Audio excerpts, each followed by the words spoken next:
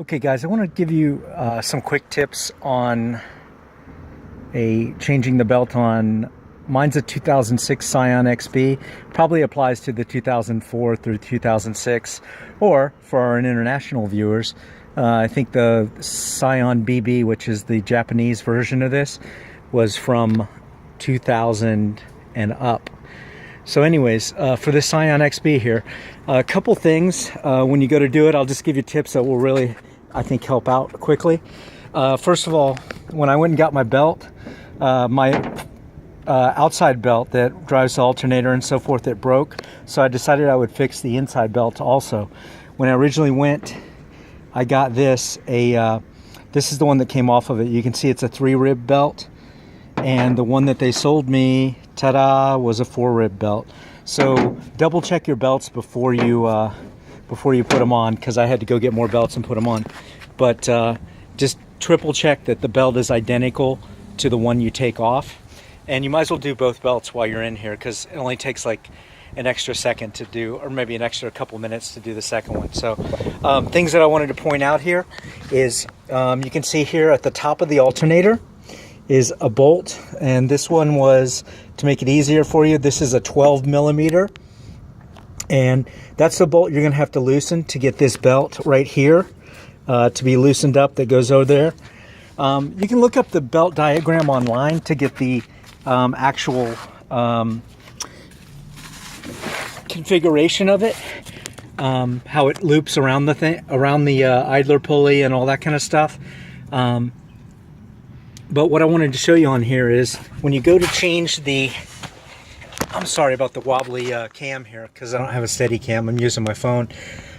You can see right back here, it's out of view right now because this is in front of it, but right here is a bolt behind this. That's all you have to loosen up the power steering to put the bottom belt on, which is this one right here. So that right there, you'll just move this, especially once this belt's off, then that, you know, it just moves over like with your finger. But if this belt's on, you can just use like a screwdriver or something with a little force here or here to pry it in the right direction.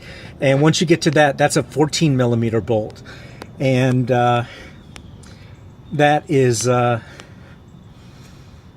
how you loosen and tighten that. That belt literally just goes over that, and it goes on the inside right here, as you can see behind the alternator belt. And that is probably the hardest thing about that one is when you go to tighten it up, is finding a place here that doesn't have something like, you know, a sensitive piece of breakable plastic to pry on.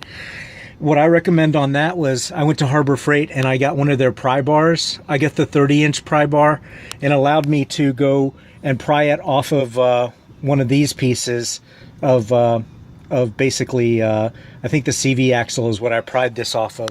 But just be extremely careful not to hit any of these plastic pieces or anything like that. You have to pry on the body of the actual power steering pump. But once you do that, have your wrench ready, just tighten it down. It's easy.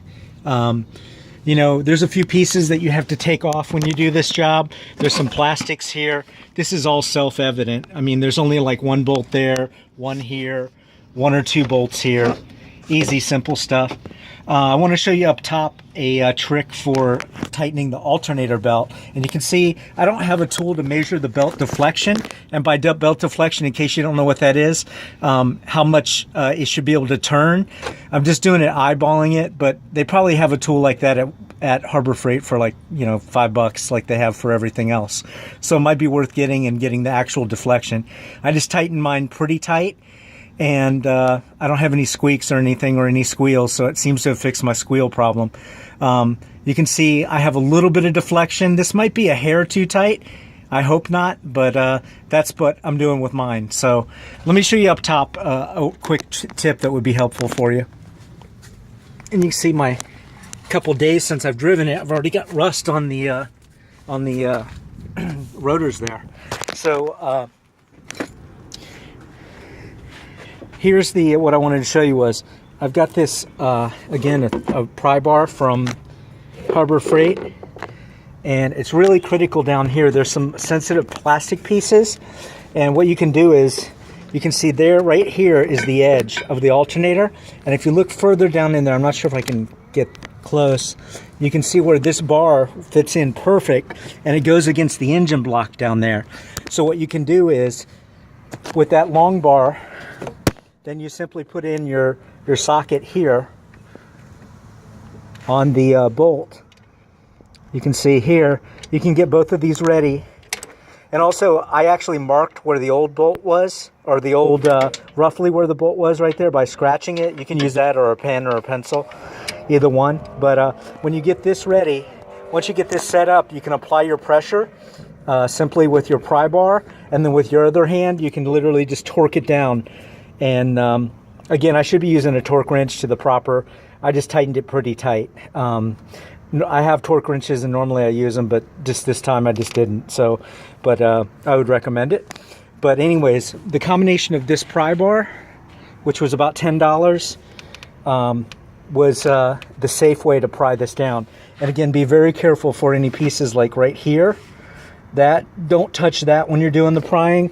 And again, down there it goes. I wish I could get a better shot for you. Well, anyways, but if you'll put it down there and it'll feel, and you'll be able to see where it touches on top of the where it touches the engine block and just the alternator. Then you'll be able to get good tension on it, and you'll be good to go. And just to show you that that this worked, I'll go ahead and start it up, and so you can see there's no squeals or anything. And I'm inside now, and you can see, you give it some gas. Yep, no squeals, so everything worked out good. If you have any questions, comments, or concerns, just go ahead and message me in the comment section. I try to answer all the questions, at least the ones that I have, and if I don't know, then I'll try to, give you some other information if I can, rather refer you to something that will probably help you. So anyways, as always, please like and subscribe, and appreciate you watching these videos. Glad I can provide help when I can. Thank you.